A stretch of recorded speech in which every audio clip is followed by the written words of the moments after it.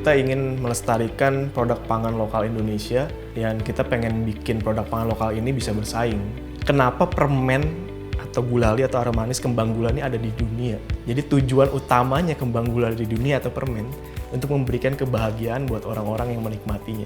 Perjuangan itu seperti aroma manis. Jika kita tekun menjalaninya, akan berasa manis pada akhirnya.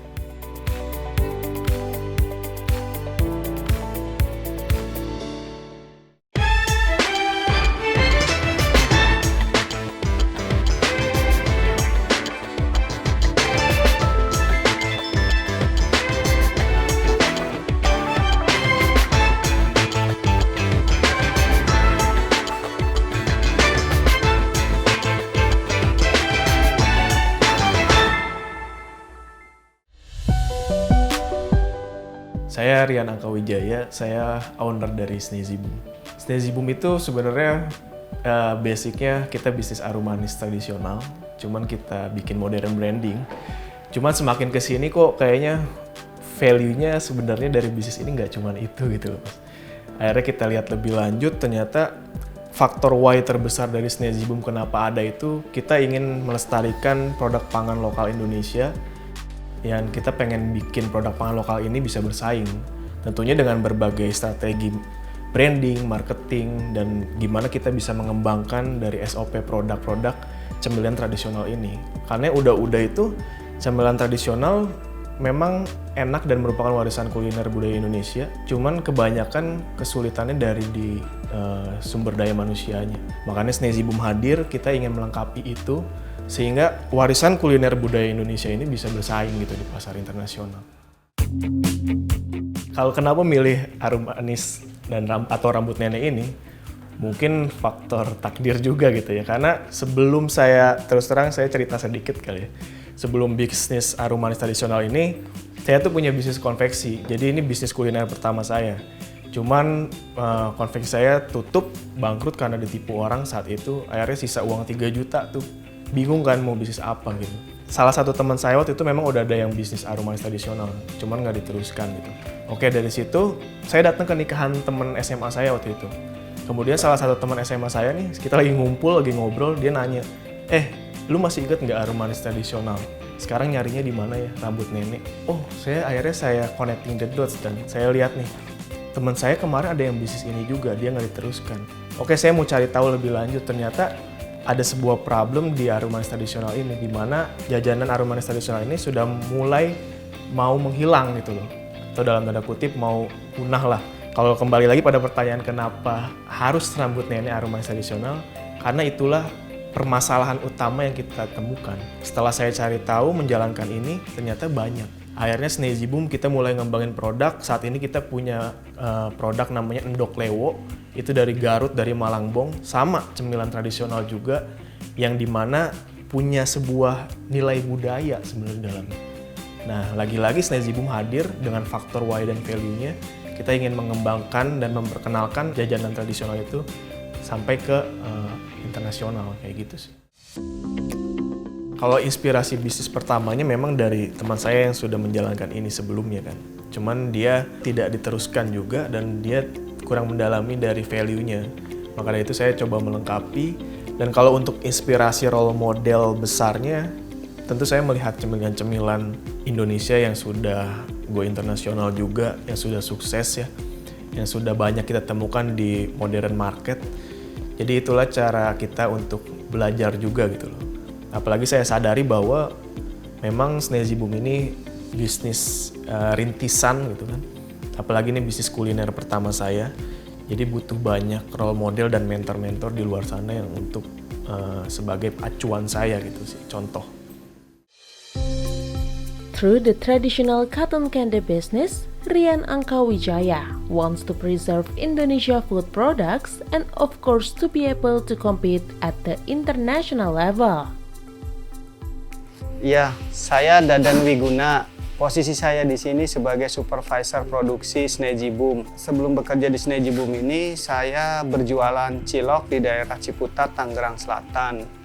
Saat itu saya ada lihat lowongan kerja di OLX. Di situ ada lowongan untuk dagang roti aroma manis Snazzy Boom. Jadi awalnya saya di Snazzy Boom itu berjualan roti arum manis Sneji Boom. Dikarenakan sales kurang bagus dan pandemi akhirnya tutup. Pada akhirnya saya ditariklah di sini di produksi Sneji Boom ini. Selain ilmu dan pengalaman baru yang saya dapatkan di sini kan, dari yang saya sebelumnya basicnya itu pedagang, alhamdulillah sekarang saya sudah bisa produksi arum manis yang baik gitu kan. Terus ya selain itu saya dapat pekerjaan yang tetap dan juga pastinya penghasilan. Itu Mas perubahan yang saya rasakan. Justru kalau pengalaman yang unik itu, kami kan pernah pada dulu gitu harus mengirim barang ke gudang di Balaraja, gudang Alfamart. Karena itu pertama kalinya kami mengirim barang ke gudang Alfamart. Jadi kami sampai di sana itu ditegur sama security. Kenapa kami ditegur? Ternyata kami memakai sandal. Ternyata ketentuan SOP di area sana itu harus pakai sepatu. Tapi karena mereka tahu kami ini pertama kali baru mengirimkan barang ke gudang Alfamart, akhirnya kami dikasih toleransi untuk hari itu. Itu Mas, yang paling unik yang sampai saat ini saya masih ingat gitu. Saya juga kaget saat saya ini kan barang, nurunin barang, masuk ke area, ditegurlah security. Mas maaf jangan ada di sini, Mas pakai sandal gitu kan. Saya kaget. Ternyata betul, sebetulnya mereka sudah memberikan SOP-nya, tapi saya tidak membacanya karena terburu-buru. Saya pikir biasa aja gitu kan. Ya seperti itu Mas yang unik. Sneji Boom wants to empower the local community. Through Sneji Boom, Rian wants to become a livelihood for his employees and the environment.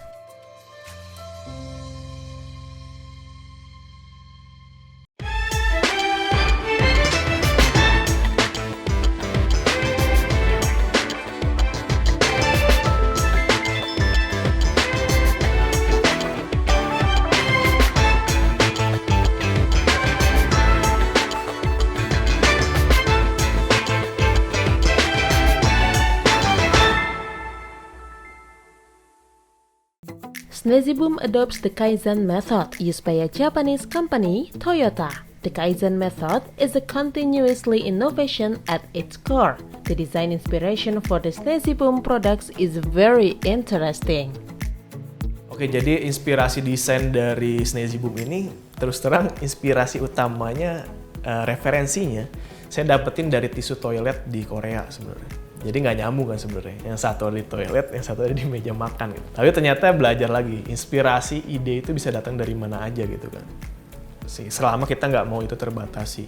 Dan kemudian yang pasti kenapa kesan kemasan yang ditampilkan oleh Sneji Boom ini kok kesannya kayak fun buat anak kecil gitu kan. Karena memang ketika saya cari tahu value dari si arum manis tradisional ini, banyak kan ketika saya riset dia inget nostalgia saat dia kecil. Maka dari itu, icon-icon yang saya tonjolkan adalah icon yang kesannya dalam tanda kutip bodoh gitu ya, dumb atau bodoh. Karena di masa kecil tuh kebanyakan dari kita tuh mau mengeksplor sesuatu tuh dengan bebas gitu loh. Jadi kita nggak peduli dengan tanggapan orang. Jadi seperti itulah icon yang ditampilkan oleh si Sneji Boom. Kenapa tagline Sneji Boom adalah Sweet Happiness with Sneji Boom? Itu saya ambil ketika saya research dari lagu The Candyman. The Candyman ini menceritakan tentang kenapa permen atau gulali atau arum manis kembang gula ini ada di dunia. Jadi tujuan utamanya kembang gula di dunia atau permen untuk memberikan kebahagiaan buat orang-orang yang menikmatinya. Makanya dari itu kita ingin mengembalikan value kenapa hadirnya permen atau gulali itu ada di dunia. Yaitu sweet happiness tadi. Makanya adalah sweet happiness with Sneji Boom kayak gitu. Sebenarnya dari keluarga awal saya ngerintis tidak mendukung. Bahkan ayah saya gitu ya. Apalagi kan saat ini saya numpang di kantor ayah saya kan untuk Sneji Boom ini. Untuk ngerintis awal tuh ditanyain, karena ngapain kamu bisnis recehan kayak gini gitu kan. Karena beliau tahu bahwa bisnis saya sebelumnya cukup besar lah gitu kan ya. Maksudnya dalam artian omsetnya lumayan, tapi ketika saya merintis bisnis yang dilihat dalam tanda kutip oleh beliau bisnis recehan, itu menjadi underestimate sendiri kepada saya gitu. Cuman jadi tantangan justru buat saya gitu ya. Karena gimana caranya saya bisa membuktikan kepada beliau bahwa bisnis ini bisa berkembang dengan baik gitu. Akhirnya waktu itu yang saya lakukan apa? Kan ditanya nih, ngapain sih kamu? Waktu itu sempet terus terang saya ketika awal-awal tuh tidur di kantor ini gitu. tidur bener-bener ngerintis semuanya, bahkan makan, mandi semua di sini gitu kan, ngerintis dari nol. Saya dulu sempet nyales juga, datang ke taman-taman bermain, ke pasar gitu kan. Sampai pernah saya ke salah satu super mall besar di Tangerang, saya coba nyales di sana, akhirnya ditangkap security kan, karena nggak boleh jualan, harus izin gitu kan ya. Perjuangan itulah yang jadi jadi sebuah motivasi juga buat saya. Akhirnya saya bilang ke orang tua saya, kasih saya waktu 1 tahun, maka saya akan buktikan bahwa omsetnya ini juga bisa besar juga gitu, dan bisnis ini punya potensi lebih besar. Dan alhamdulillah dalam waktu 6 bulan waktu itu Snazzy Boom sudah cukup menjanjikan sih gitu. Bahkan beliau sendiri, orang tua saya, jadi investor juga, salah satu investor di bisnis ini gitu. Kemudian dari sisi-sisi yang lain juga banyak sih yang kayak nggak mungkin lah harum manis tradisional nih, rambut nenek jajanan kayak gini bisa bagus di pasar juga gitu kan. Tapi ya itu semua harus jadi motivasi sih. Dan itu semua justru yang mungkin bisa dibilang yang bikin Snazzy Boom sampai pada saat ini ada itu karena adanya tantangan-tantangan dan dalam tanda kutip nyinyiran dari luar itu, kayak gitu sih. Ya sabar aja sih, lebih ke sabar karena kebetulan untungnya kita nggak face to face ya, jadi ya mereka mau ngomong apapun ya kita terima, cuma kita nanggepinnya ya dengan santai aja gitu. Paling kalau misalkan ada yang bilang ini amanah enggak, misalkan penipu atau enggak, paling kita cuma kasih silahkan bisa di cross check sosial media yang kita punya atau maps-nya atau enggak YouTube, paling kayak gitu untuk meyakinkan mereka. Ini ya, dia nggak nganggap kita tuh kayak pekerjanya, jadi kayak teman aja gitu. Jadi kalau kita pun ada masalah apa-apa ya langsung bisa disampaikan aja gitu. Through agents and resellers, Snazzy Boom was successfully recognized and expanded its sales to reach the customers. Jadi awalnya tuh saya dari reseller Snazzy Boom. Terus melihat peluang di sana, saya tanya-tanya ke Snazzy Boom pusat, ternyata di sana ada lowongan agen tuh. Terus dari situ saya tanya apakah bisa nih saya masuk. Habis itu saya masuk jadi agen Snazzy Boom kalau nggak salah sekitar tahun 2019 sih, kayak gitu. Alhamdulillah Snazzy Boom produknya banyak dibeli ya, karena kemasannya juga menarik, terus unik ya. Terus di situ juga banyak karakter-karakter yang bagus, jadi mulai dari kemasannya juga oke, terus rasanya dia juga higienis, terus sudah ada sertifikasi dari Dinkes sama halalnya juga, jadi menambah kepercayaan masyarakat sih. Terus dari timnya juga oke sih, kayak gitu. Kalau produknya yang sekarang lagi best seller itu yang mini boom ya, jadi yang kecil-kecil itu banyak banget. Mungkin sehari saya bisa ngeluarin sekitar 50-100 piece kayak gitu. Dulu juga kalau misalnya lagi, karena kita fokus di penjualan online itu bisa sampai 100-200 sih kayak gitu. Nah itu kalau untuk rasanya sendiri dia original dan gummy.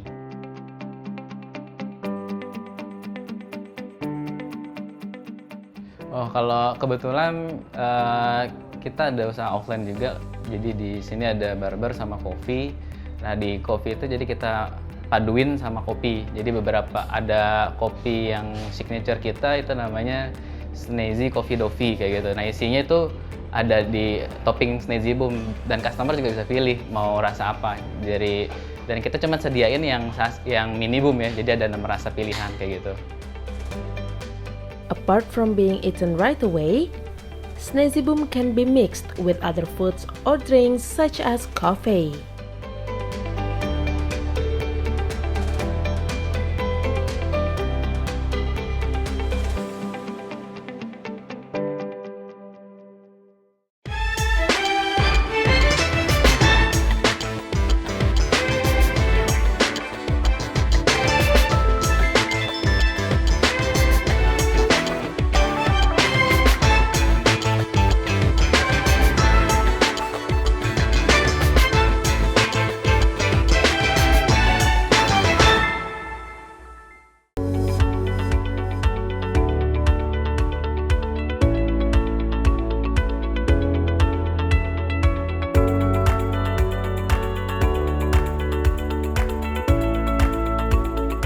Ya, alur produksi di sini tuh, jadi kalau tempat produksi bikin harum manisnya kan kita di Cimone daerah. Nah, nanti setiap pagi saya ambil bahan bakunya, harum manis dibawa ke sini, terus kita timbang. Setelah itu dikemas sama ibu-ibu, dimasukkan ke kemasan mini size. Habis itu kita ke mesin vakum. Setelah mesin vakum ke sealer. Setelah sealer baru packing di situ, Mas. Ya, alat produksi di sini yang pertama pastinya itu timbangan ya, untuk kita menimbang kan, kita nerima bahan baku berapa banyak kan. Terus setelah itu ditimbang untuk perkemasan. Jadi untuk kemasan mini size itu kita timbang dulu, terus masuk ke mesin vakum. Setelah itu alatnya alat untuk mesin sealer, termasuk untuk alat cetak expired. Itu yang kita gunain.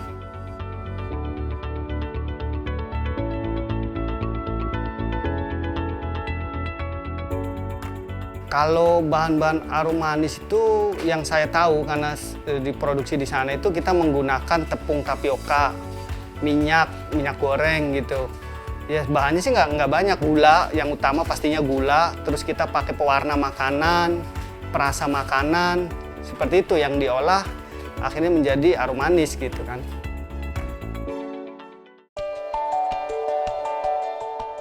Rian Angkawijaya also felt the obstacles to starting a Snazzy Boom business.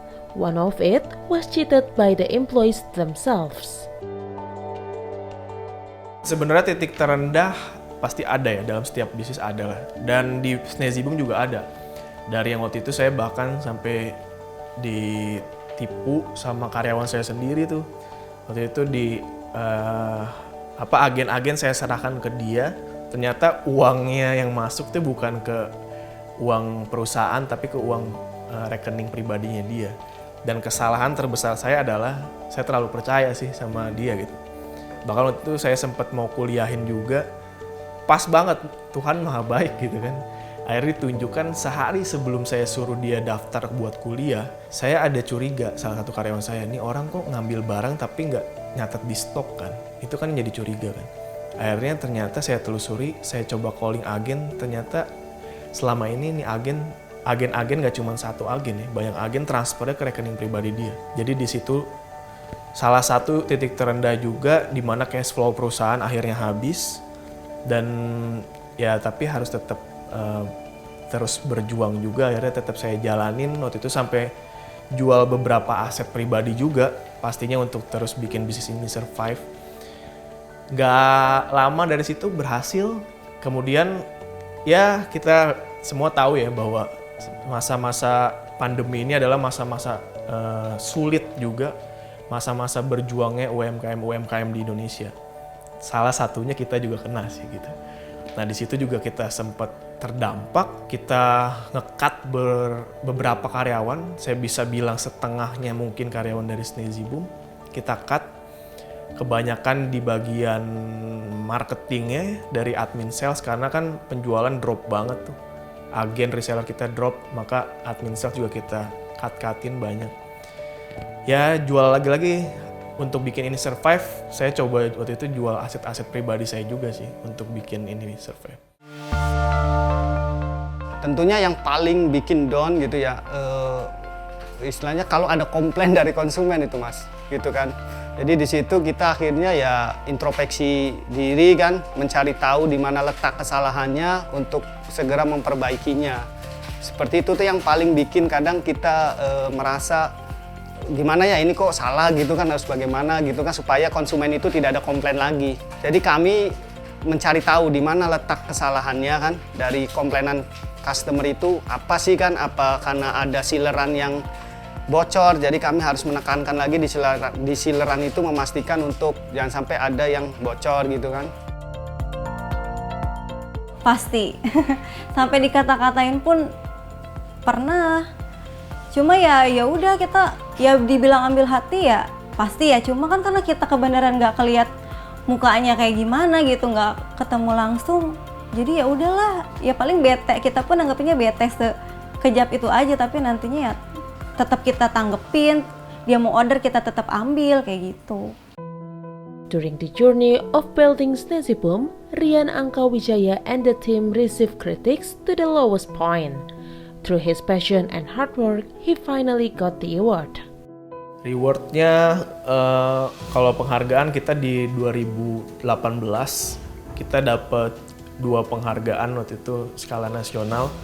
Yang pertama dari Kementerian Pemuda dan Olahraga, kita dapat juara 1 wirausaha muda berprestasi di tingkat nasional.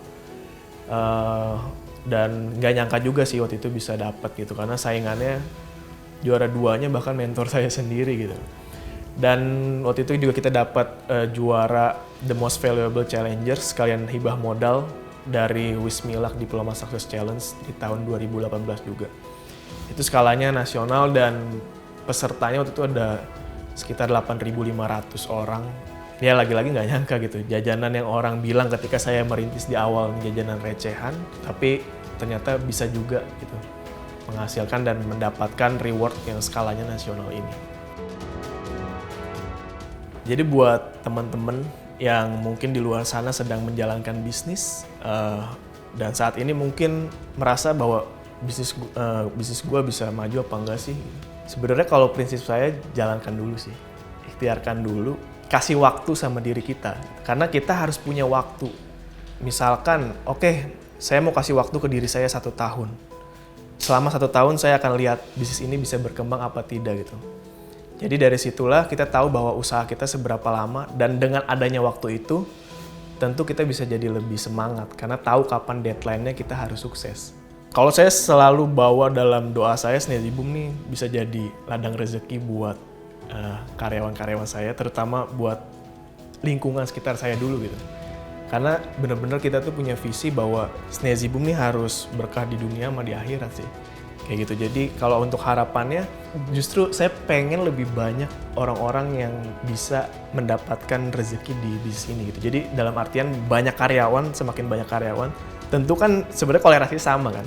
Dengan banyaknya karyawan pasti kan penjualan juga akan meningkat juga kan gitu. Tapi dari diri saya pribadi, gimana si Snazzy Boom ini bisa menjadi ladang rezeki buat lebih banyak orang. Itu sih poin intinya. Perjuangan itu seperti arum manis, jika kita tekun menjalaninya akan berasa manis pada akhirnya.